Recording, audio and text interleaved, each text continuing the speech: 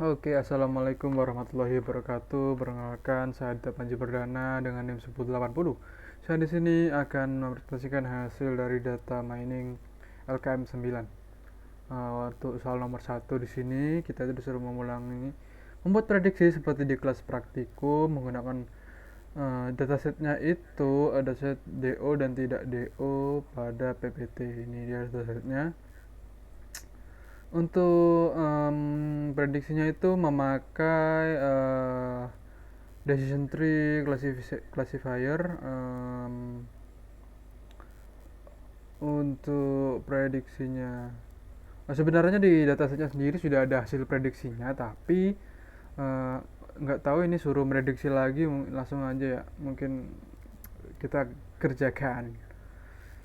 Di sini awalnya gitu kita impor dulu library yang dibutuhkan, ada train test split dan juga region tree classifier dan juga numpy. Untuk datasetnya itu hasil prediksinya itu kita nggak pakai dulu karena kita akan memprediksi secara manual sendiri di sini dan hapus kolom si hasil prediksinya. Lalu uh, kita bagi si fitur dan juga si targetnya, di mana si fiturnya sendiri adalah NIM dan targetnya itu adalah satu sebenarnya. Lalu kita bagi datasnya, untuk tesnya sendiri ada 0,3 dan juga random setnya 42. Lalu kita buat variabel decision tree classifiernya dengan namanya itu CLF. Lalu kita latih, kita fit kan. Setelah itu prediksi dari si satu sebenarnya atau y nya itu bakalan eh, si decision tree classifier ditambahin sama predict dan sejumlah banyaknya dari si fitur atau si X. Jadi kalau fiturnya semisalkan 10, nanti bakalan memprediksi sebanyak 10. Lalu kita print di sini, lalu kita tambahkan, gabungkan, setelah diprediksi nantinya akan digabungkan ke dataset yang asli. Tadi kan cuma ada NIM sama status. Nah, setelah hasil ada setelah diprediksi, maka kita tambahin hasil prediksinya yang pakai Ascension tree. Untuk hasil prediksinya sendiri itu di sini akurasinya tuh sekitar 90%. Nah, yang salah itu di bagian NIM 006, dimana satu sebenarnya itu DO tapi untuk prediksinya itu tidak DO.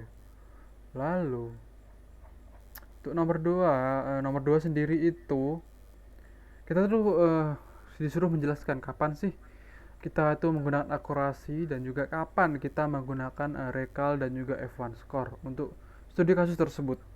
Di mana untuk studi kasus ini atau studi kasus dropout mahasiswanya itu, akurasi itu cocok ketika dipakai ketika distribusi antara mahasiswa yang DO ataupun tidak DO seimbang. Jadi kalau semisal kita itu mencari keseluruhannya, apa, cocok-cocokan ataupun cocokan akurasinya, misalkan kalau statusnya DO tapi prediksinya tidak DO, tanpa memperhatikan si kolom-kolomnya ataupun misalkan kayak fase negatif ataupun fase positifnya tuh nggak nggak diikutkan ataupun nggak diperhatikan, kita tuh bisa memakai akurasi. Jadi semisal yang benar atau prediksi yang benar, contohnya di LKM yang contoh yang di PPT itu misalkan eh, yang benar di sini itu di mana ya. Nah, ini di PPT ini yang benar itu 7, berarti akurasinya kan 70%. Tapi kalau semisal kita pakai recall atau F1, itu tuh kita itu klasifikasikannya itu make si kelasnya. Jadi semisal untuk recall untuk kelas DO itu 80%. Artinya untuk kelas yang DO sendiri atau prediksi yang DO sendiri itu yang benar itu 80%. Lalu nah ini untuk yang Jika yang lebih penting ataupun yang kita tuh deteksi mahasiswa yang berisiko DO, maka metrik kayak Rekal dan juga F1 itu lebih cocok karena kita ingin meminimalkan jumlah mahasiswa yang DO tetapi nggak terdeteksi oleh sistem ataupun false negatif. Sedangkan F1 score itu untuk memberikan keseimbangan antara precision dan juga Rekal, di mana nantinya itu akan berguna ketika kita ingin mempertimbangkan baik kemampuan DO-nya ataupun uh, kemampuan untuk mendeteksi DO-nya itu benar ataupun ingin menghindari terlalu banyak alarm palsu ataupun false positif. Lalu ini saya untuk kodengan nomor 2 itu ngecek si apa si accuracy score dan juga precision, recall dan juga F1 dan confusion matrix. Dengan saya tuh pakai dataset yang asli yang di PPT. Tidak pakai dataset yang sudah saya prediksi di nomor satu tadi. Saya pakai yang di PPT. Nah, ini untuk hasilnya seperti ini. Lalu untuk hasil dan hasil datanya sendiri, berdasarkan evaluasi model prediksi pada status DO mahasiswa, pakai dataset tadi, kita tuh punya precision untuk DO-nya sendiri itu untuk kelas DO itu sebanyak 67% ataupun 0,67. Dan juga untuk kelas tidak DO sebesar 75%. Dan recall-nya sendiri untuk kelas DO itu 80%, sementara tidak DO adalah 60%. Dan juga seterusnya. Jadi mana analisis metrik ini nantinya itu untuk mengindikasi bahwa model itu punya kemampuan yang lebih baik dalam mengidentifikasi mahasiswa yang sebenarnya berstatus DO dibandingkan dengan menghindari kesalahan prediksi mahasiswa yang tidak DO.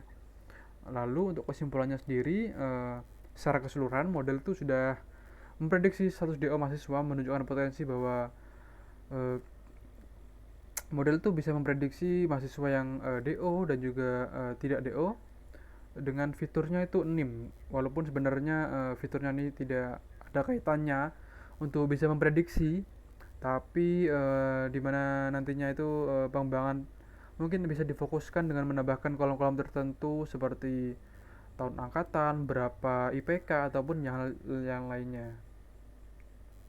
Mungkin itu saja dari saya Aditya Paji Perdana, mohon undur diri. Terima kasih. Wassalamualaikum warahmatullahi wabarakatuh.